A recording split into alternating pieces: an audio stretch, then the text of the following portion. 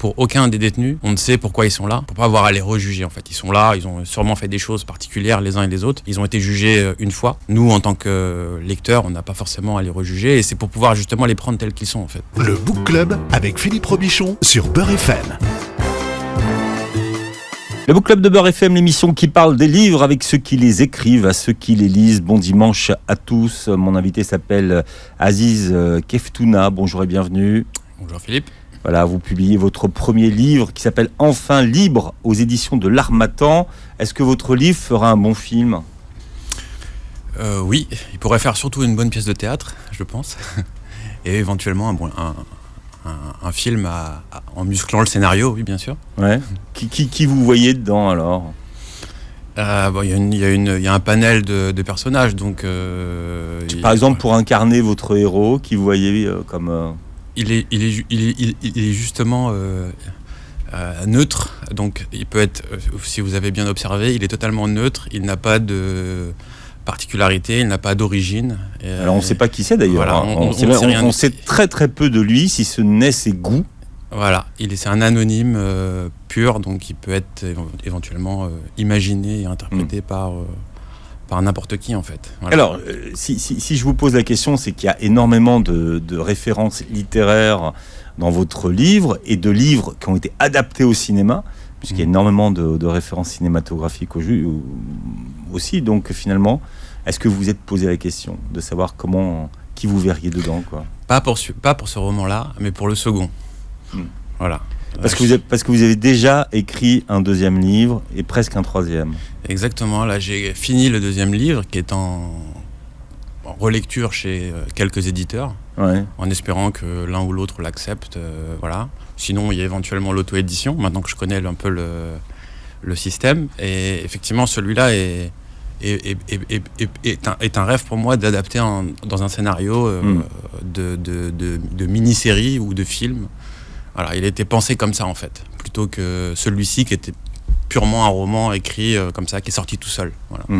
Qu'est-ce qui vous a pris à 40 ans ? Qu'est-ce qui vous a traversé à travers la tête de vouloir écrire un livre à 40 ans, alors que c'est pas du tout votre milieu, votre secteur d'activité ? Exactement, il est sorti tout seul.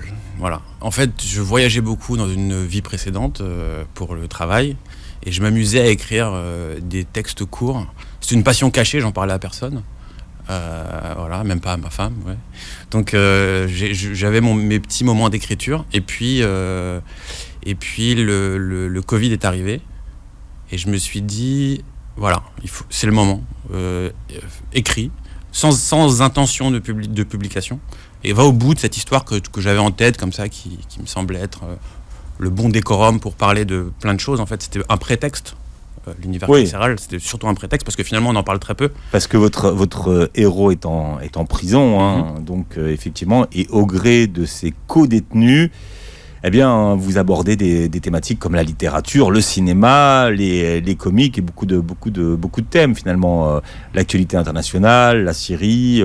Exactement, c'est un prétexte en fait, c'est le décorum en fait pour pouvoir faire des rencontres qui sont a priori improbables et avoir le temps aussi. Ce qu'on n'a plus aujourd'hui, forcément, avoir le temps. Et ça correspondait à mon état d'esprit à ce moment-là. En fait, qu'est-ce qu'on fait quand on a le temps, en fait ? Ouais. Surtout si vous avez écrit pendant le premier confinement, c'est une question que beaucoup de gens se sont posées, puisqu'ils se sont retrouvés enfermés avec beaucoup trop de temps, plus de temps qu'ils n'avaient jamais imaginé en avoir. Et le temps alien, pour beaucoup. On pouvait se morfondre. Moi, j'avais une activité professionnelle plutôt intense. À ce moment-là, j'avais créé mon entreprise. J'avais beaucoup de clients, etc. Et tout s'est arrêté subitement. Donc, on peut se morfondre ou on peut être proactif et essayer des choses. Et en fait, depuis longtemps, je voulais effectivement travailler sur l'écriture. Que ce soit d'ailleurs pour la littérature ou pour effectivement le monde du documentaire. Voilà. D'accord. C'était un peu l'état d'esprit. Et à qui vous en avez parlé alors dans ces cas-là ? Vous avez fait votre truc tout seul dans votre coin, sans en parler à personne ? Exactement. Aucune arrière-pensée, aucune intention de publication. J'ai été jusqu'au bout de quelque chose. Ensuite, je ne connais absolument personne dans ce milieu-là. J'ai regardé un peu sur Internet si on pouvait approcher des éditeurs. Et beaucoup ont été parfaitement bienveillants. C'est-à-dire certains m'ont refusé le livre en me disant que c'était plutôt une bonne idée. Alors, on vous a répondu quand même. Parfois on me répondait, parfois on me répondait pas, mais j'ai pas visé les gros, les Gallimard, etc. Mais le premier éditeur à qui vous l'avez envoyé, c'était qui? C'était... alors là, vous me posez une colle. Parce que souvent le premier c'est préféré, c'est celui chez qui on voudrait être édité. Alors oui. C'était l'éditeur de Amin Malouf. D'accord. Voilà. Le Seuil. Non. Grasset, exactement. D'accord. Intéressant. Donc voilà. Et ils vous ont répondu Grasset? Non. Parce que c'est compliqué d'avoir une réponse. Ouais, parce c'est que trop gros. Pour Grasset, il faut avoir un peu plus que du réseau. Il faut avoir un agent intégré en fait. Voilà, faut avoir un agent littéraire, je pense, parce qu'ils reçoivent. Alors c'est un peu ce que j'ai appris là pendant cette période-là, c'est que les éditeurs ont reçu des milliers de manuscrits pendant cette période-là. Et du coup, moi, j'ai eu la chance, parmi ces milliers, de pouvoir sortir de l'eau, parce que finalement, tout le monde a pu avoir un peu de temps pour écrire des choses ou pour essayer de se réinventer, quoi. À quel genre votre livre appartient-il?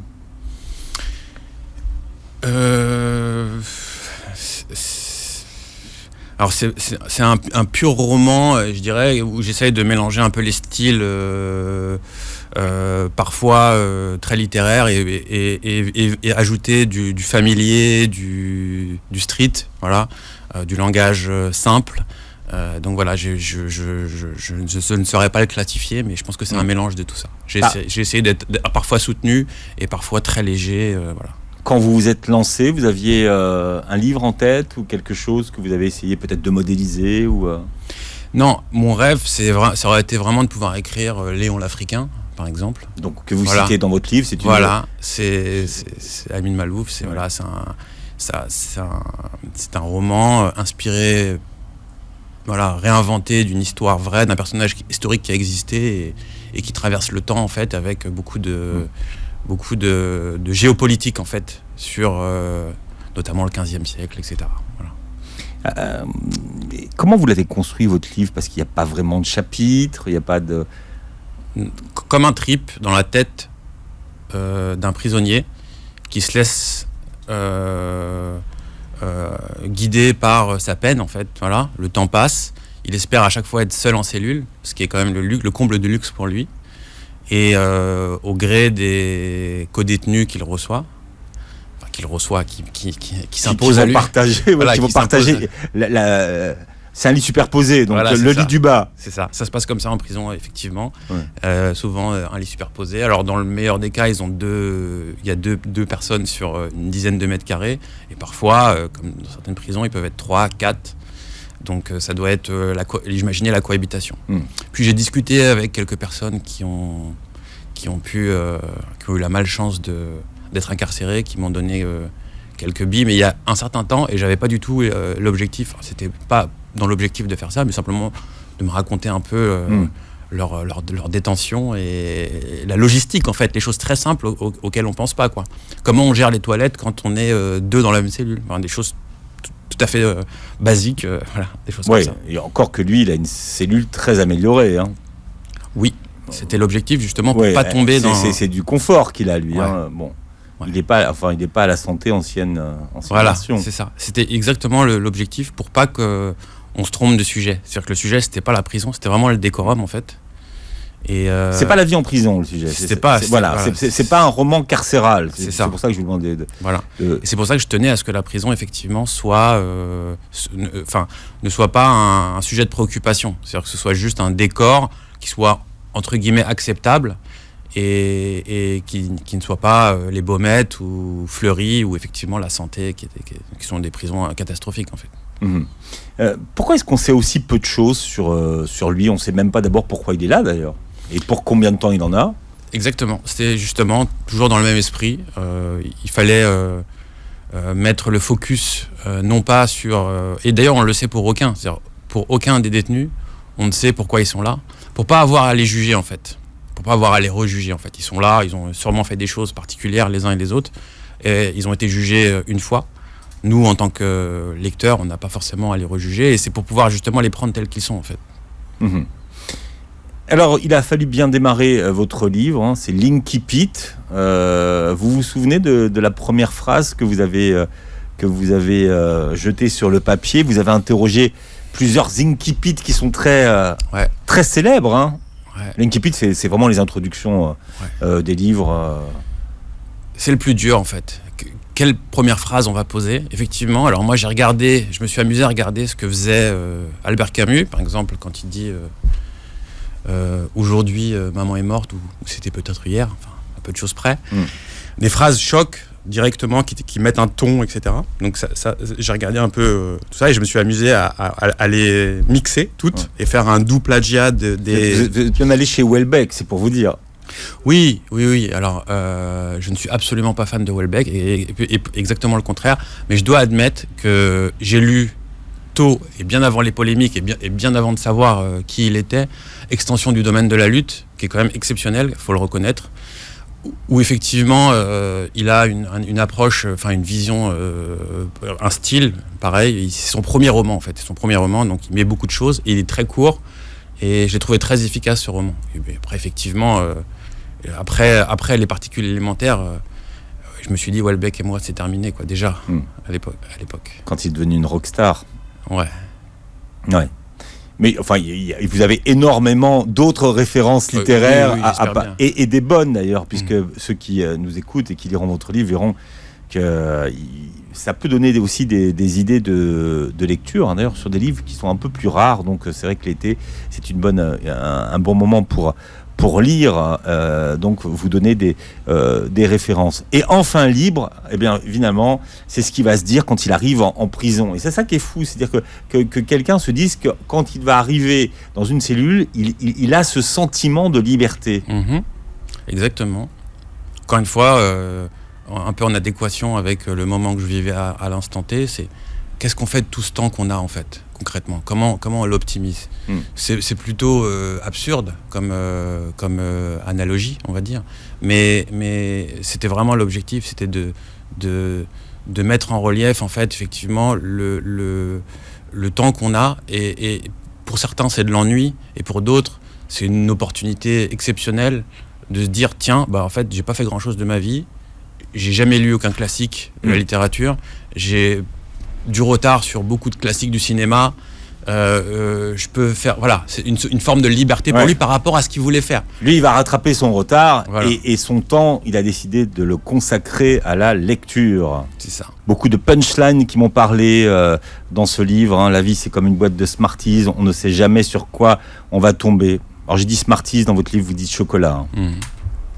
Spéciale dédicace à Steve qui nous écoute et que j'ai retrouvé page 41 de votre livre, Steve, qui donnait des formations de lecture rapide en prison. Vous croyez qu'on peut lire À la recherche du temps perdu en lecture rapide?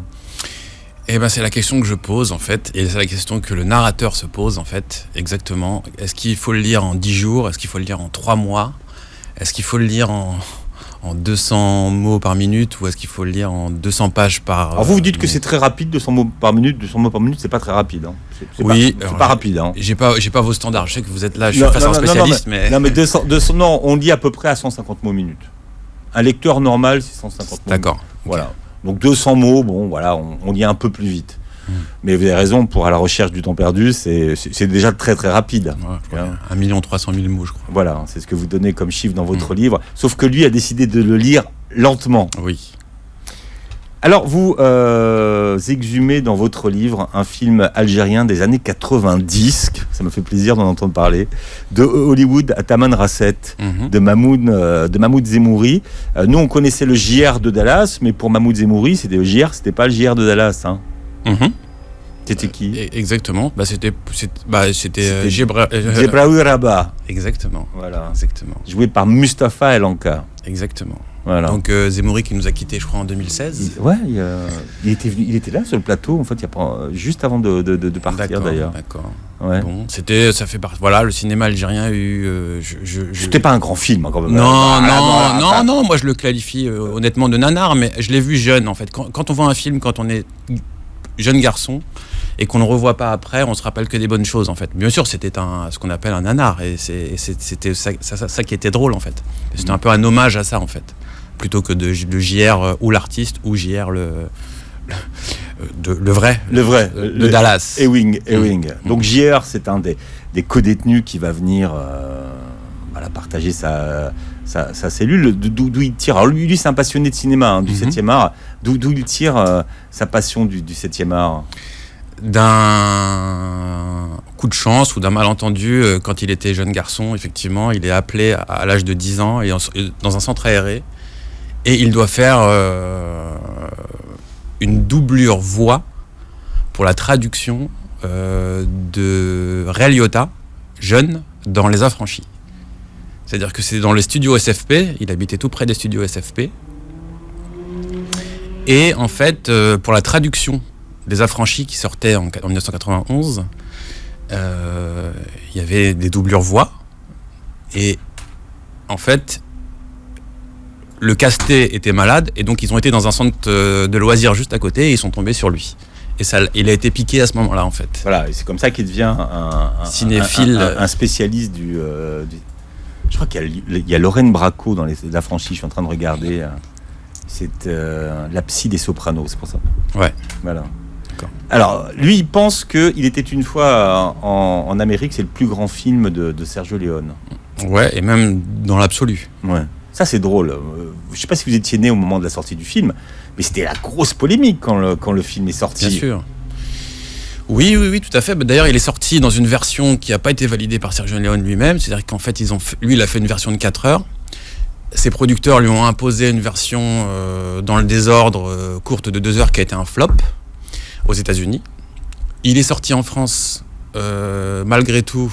Ouais, dans cette version. Dans la version longue, la version qu'on connaît aujourd'hui d'ailleurs. Et il est devenu le film qu'il est devenu, c'est-à-dire un des plus beaux films de l'histoire du cinéma en fait. Voilà, Sergio Leone qui avait fait une trilogie, ce qu'on sait peu finalement aujourd'hui. On a oublié puisqu'on on retient Il était une fois dans l'Ouest. Bon, on a peut-être oublié Il était une fois la Révolution, qui est un chef-d'œuvre aussi. Voilà, qu'on a oublié même. Oui. Et puis Il était une fois en Amérique. Voilà. Bon, comme souvent dans les films de Sergio Leone, la musique c'est Ennio Morricone. Voilà. C'est bien ça, franchement. Ouais. Si vous l'avez pas vu, faut le revoir. Faut revoir Les Affranchis aussi, mais il faut revoir Il était une fois en Amérique. Effectivement. Alors Scorsese comme Tarantino sont des disciples de Sergio Leone en fait. Vous connaissez le lien entre tous les personnages de Tarantino ? Moi non, mais non, JR si. Vous non. Moi à quelques-uns, mais ils sont tous liés. Ils sont tous liés. JR pourrait l'expliquer mieux que moi, mais par exemple, on retrouverait un Vincent Vega dans voilà. En fait, il fait en sorte d'avoir une continuité sur certains personnages et des vrais liens entre Pulp Fiction, Reservoir Dogs et dans sa filmographie. Ah ouais. Je les ai plus en tête, mais je les connaissais. Voilà, je pourrais avec une anti-sèche vous refaire tous les liens, etc. Googler pour voir les liens qu'il y a entre. Il y a des vidéos sur YouTube. Il y a des vrais fans, comme JR d'ailleurs est un fan de ça, qui s'amusent à faire ça en fait. Quelle est la place des livres en prison ? Vous avez réussi à répondre à cette question ? Aujourd'hui, les gens lisent beaucoup en prison ? Très peu. Malheureusement, et ils pourraient prendre le temps, effectivement, comme ils l'ont en fait. Donc voilà, mais avec des ateliers de lecture rapide, ça pourrait, comme a pu faire Steve en prison, ça pourrait, on va dire, démystifier la difficulté que représente la lecture. Parce que c'est pour beaucoup, ouvrir un livre, rester concentré 2 heures assis sur une chaise, etc., c'est pas évident. Si on lit vite, si on lit mieux, si on a quelques techniques, on va prendre un plaisir fou à lire, et puis après on va le faire sans que ça devienne une contrainte. Un peu comme les enfants. Voilà. Les enfants, c'est une contrainte pour eux de lire, parce qu'ils n'ont pas la technique, en fait. Alors ça fonctionne très bien chez les enfants, parce que justement, comme ils ne sont pas encore trop formatés, eh bien pour eux c'est très facile d'adopter un nouveau mode de lecture, puisqu'ils n'ont pas encore trop l'habitude d'utiliser l'ancien, quoi, en fait. Plus fluide, voilà, c'est ça. Et pour eux c'est un vrai jeu. Les goûts littéraires de votre héros, ce sont les vôtres ? Parce que vous avez des goûts très sûrs. Certains, ouais, certains. Il y a un livre qu'on lit plus beaucoup aujourd'hui qui s'appelle L'homme sans qualité de Robert Musil. Ouais. Moi, j'ai eu la chance de tomber sur quelqu'un qui m'a conseillé de le lire. Un grand livre. Hein, Alors là, il faut dire que L'homme sans qualité, c'est un super livre. Un peu difficile, par contre. Oui, un peu ça, difficile. c'est pas en lecture rapide. Et c'est gros. C'est gros et le traducteur s'est traduit de l'allemand autrichien. Franchement, il y a beaucoup il faut un dictionnaire pas loin, quoi. Bon, il profite de son temps en prison pour relire les 7 tomes de Proust. Hein. Vous les connaissez tous, les 7 ? Non, moi j'en avais lu quelques-uns et puis justement j'ai pas encore trouvé le temps comme lui d'être incarcéré pour pouvoir me poser, pour pouvoir lire tous les tomes en fait. Ouais. Vous prenez du plaisir à lire Proust ou pas ? Ah oui. C'est fluide, il y a du rythme, il a l'exhaustivité, l'esthétique quoi, la forme. Du côté de chez Swann, à l'ombre des jeunes filles en fleurs, le côté de Guermantes, alors Sodome et Gomorrhe que j'avais zappé finalement. La prisonnière, Albertine disparue et le temps retrouvé. On connaît du côté de chez Swann en général. Gros, et du côté de Guermantes aussi, qu'on connaît. Après, pour le reste, c'est déjà plus... Voilà. Il vient de ressortir en coffret d'ailleurs chez Folio. Donc maintenant, vous pouvez le lire en poche. Alors, Alice Zénitaire, qu'on trouve dans votre to-do read. Vous devriez l'inviter. Je l'ai invité déjà. Ah oui, je ne savais pas. Je l'ai invité pour le roman dont vous parlez, donc c'est incroyable. Mais c'était il y a 5-6 ans à peu près, déjà. Elle est un peu précoce, je crois qu'elle a commencé à 16 ans, si je ne dis pas de bêtises. Voilà, grand auteur. Un livre, alors, Pétrole. Oui, adapté de Sinclair, adapté au cinéma. Ouais, avec... There Will Be Blood, Daniel Day-Lewis et Paul Dano, je crois. Un chef-d'œuvre aussi. Alors, ce qui était intéressant, c'est aussi de comprendre à travers ce livre la violence qu'allait être générée par cette nouvelle énergie qu'est le pétrole. Et aujourd'hui, le monde arabe en sait quelque chose. Est-ce que le film est aussi bon que le livre ? Ah oui, bien sûr. Après, il y a toujours des débats. Je préfère le livre, je préfère le film. Ça, c'est vraiment du j'aime pas, du point de vue. Vous citez 1984. Vous aimez pas les années 80, je sais pas pourquoi. Oui. Ouais. Vous aimez les années 80 ? Pas du tout. Non. Je ne sais pas pourquoi, mais je préfère les années 70, par exemple, ou les années d'après, en fait. Je pense que il y a un trou. Voilà. C'est pour ça que Tarantino revient aux années 70, d'ailleurs. Oui. Voilà, aujourd'hui, peut-être esthétiquement, finalement. Oui. Alors beaucoup de livres. Hein, vous verrez finalement, ça, ce sont vos références littéraires. Et puis il y a énormément de références cinématographiques. Vous parlez de Mohamed Lakhdar Amina, qui a été Palme d'Or en 1975 pour son œuvre la plus célèbre, Chronique des années de Braise. Et vous rappelez cette chose que finalement, longtemps, les personnages d'Arabes au cinéma n'ont pas été tenus par des Arabes. Exactement. Un certain temps, ça m'a choqué. Maintenant, plus du tout. Mais effectivement, quand on regarde beaucoup de classiques, en France, c'est peut-être pas des castings assez larges pour pouvoir choisir tel ou tel rôle. Je pense à Richard Anconina dans Ciao Pantin, etc. Il est très bon, il n'y a rien à dire. Ouais. Mais voilà, est-ce qu'il n'y avait pas un arabe disponible à ce moment-là ? Mais l'époque a changé aujourd'hui. Voilà, c'est ça. Ça serait plus possible aujourd'hui. Ça serait plus de la même façon, je crois. Mais finalement, comme l'époque a changé, je me dis que peu importe finalement. Parce que quand on voit récemment Tahar Rahim dans Le Serpent qui joue un Eurasien, on se pose pas la question de savoir si un tel est telle chose ou telle chose finalement. Aux États-Unis, c'est encore fréquent. Hein. Aux États-Unis, c'est encore fréquent. Ils sont encore dans le racialisme beaucoup plus que nous, un peu plus détendus par rapport à ça, etc. Parmi les références que j'ai relevées, alors il y a cette interrogation de savoir qui a inventé le rap. Oui. Et alors, qui a inventé le rap ? Il y a des débats. Déjà, quand pour beaucoup, pour certains en tout cas, c'est la fin des années 60, le début des années 70. Par exemple, The Last Poet ou Jill Scott-Heron, qui sont pas identifiés comme rappeurs, qui sont identifiés comme chanteurs de soul. Ouais, on va l'écouter, c'est lui qu'on va écouter, hein, Jill Scott Heron. Franchement, on va l'écouter dans un instant. Mais alors, il fait partie des. Alors, il est parti ou pas? Alors, parce qu'il faut écouter le texte au départ, donc on va le caler. Jill Scott Heron, on a tout le texte hein, dans votre livre. Qu'est-ce qu'il raconte en gros dans son texte? Il raconte le décalage entre la communauté noire américaine, son quotidien, et le fait que déjà en 69, la première puissance, c'est-à-dire les États-Unis, vont sur la Lune. Et au lieu juillet 69. Voilà, c'est ça. 19, ils sont sur la Lune. 19 ou 20 juillet 69. Ouais. Ils sont sur la Lune et ils dépensent des milliards pour aller sur la Lune et ils s'occupent pas de leur peuple, les Afro-Américains, qui sont là avec leurs difficultés, l'inégalité, la précarité sociale, etc. Donc ils chantent ça. Je crois que tout le monde a entendu, c'est indéniablement du rap, on est d'accord. C'est pas présenté comme tel, c'est présenté comme de la soul, on va dire. 70, hein, ouais. 1970. Ouais. Je crois que c'est le plus ancien morceau. Après, il y a toujours des vrais collectionneurs qui peuvent trouver des choses comme et ils regarderont Pygmit Macram 68, qui pareil a un espèce de flow parallèle qui pourrait être effectivement les prémices du rap. Voilà. Mais le rap en tant que tel vendu comme produit rap, c'est 1980 ou avec Rapper's Delight en fait. Voilà. Sugar Hill Gang. Bon, ils remettent pas en cause à l'époque le fait d'avoir été sur la Lune ou pas, eux. Non.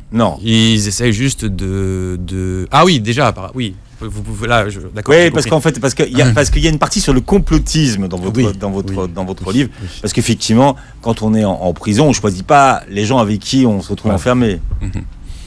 Effectivement, on tombe sur des gens comme ça qui encore pensent ceci, cela, que la Terre est plate, voilà. Je pense qu'il faut même pas perdre dedans. Il faut pas se dépenser d'énergie à débattre parce que quand on est formaté comme ça, il faut que les gens réalisent par eux-mêmes de l'absurdité de ce qu'ils peuvent penser ou de ce qu'ils peuvent dire en fait, ou relayer en fait. Mais quand on est seul dans une cellule et qu'on est que deux dans une cellule et qu'on n'a qu'une personne avec qui parler. Ouais, là c'est. Et justement, il a même pas envie il reçoit ce qu'il dit, il a même pas. Enfin, il essaye de contre-argumenter sur la platitude de la Terre, enfin la non-platitude de la Terre, mais après il s'aperçoit qu'il n'y a rien à faire en fait. Dans cette cellule, il va croiser des gens qui sont soit alors spécialistes en littérature, soit spécialistes en musique, puisqu'un de ses co-détenus a une énorme collection de vinyles, hein, Omar, mais du vrai vinyle. Alors, le vinyle revient en force. Il y en a un autre qui est spécialiste des comiques. Qu'est-ce que vous vouliez balayer à travers ces différents genres? Je voulais parler de la société actuelle, la société notamment urbaine actuelle, où effectivement on a des personnages comme ça qui ont des passions et malgré tout ils se retrouvent dans un endroit où ils sont jugés parce qu'ils ont fait une bêtise et à côté de ça ils ont une passion qui aurait permis ils auraient pu s'épanouir à travers dans la vie à travers cette passion, mais ils l'ont pas vraiment fait en fait. Ils ont pris le mauvais chemin, etc. Donc, voilà. Et le fait d'écrire aujourd'hui, ça correspond à quoi chez vous? C'est une passion? Vous ambitionnez quoi? C'est une passion, j'aimerais pouvoir continuer. Je ne sais pas si je pourrais en vivre un jour. En tout cas, je me donne les moyens pour, notamment dans l'écriture documentaire, sur les projets. Plus dans ce, parce que vendre des livres et pour en vivre, aujourd'hui c'est ambitieux. Je n'y crois pas trop à ça, mais écrire pour d'autres ou écrire pour des documentaires ou etc. Ça, évidemment, je continuerai à le faire. Ouais. Vous êtes passionné de sport et il n'y a quasiment pas de sport dans votre livre. Pourquoi ? Justement pour m'en détacher. Un petit peu, pour prendre de la hauteur. Il n'y a pas que le foot dans la vie, j'ai envie de dire, ou l'athlétisme, ou etc. Vraiment, parfois, il faut faire table rase. J'ai lutté pour pas en parler. De temps en temps, il y a des petites piques. Mais voilà. 86, Guadalajara. Voilà, des petites références particulières, mais... Diego, si tu nous écoutes. Voilà, c'est ça. Mais c'était pas le sujet de votre roman. Enfin, C'est ça. En fait. C'est ça. Ni du deuxième et ni du troisième. D'accord. Donc c'est clairement très séparé chez vous. Ouais, j'essaye en tout cas. Alors peut-être que il y a un angle à trouver, mais il faut trouver l'angle et c'est pas inspirant pour moi par rapport à ce que je fais. Mais voilà. Bon, votre livre s'appelle Enfin libre. On va terminer avec une dernière chanson et le plaisir de réécouter NTM. La chanson s'appelle Le Monde de Demain. C'est extrait du premier album de NTM qui s'appelle Authentique. Pourquoi ce titre ? Pour son sample, Marvin Gaye, voilà, un Blaxploitation, donc Trouble Man, donc que le DJ, le compositeur de NTM a eu la bonne idée de quasiment pas modifier. Donc on écoute Marvin Gaye la version originale ou on écoute la version de NTM, on a quasiment la même musique. Et si on regarde la vidéo sur YouTube, vous verrez les fringues n'ont pas du tout changé. Ouais. C'est le plaisir. Merci d'avoir été avec nous, Aziz Keftouna. Je rappelle que votre livre s'appelle Enfin libre chez l'Harmattan. C'est votre premier roman. Merci d'avoir été avec nous. Merci, vous Philippe. réécouterez l'émission en podcast et vous verrez la vidéo sur YouTube.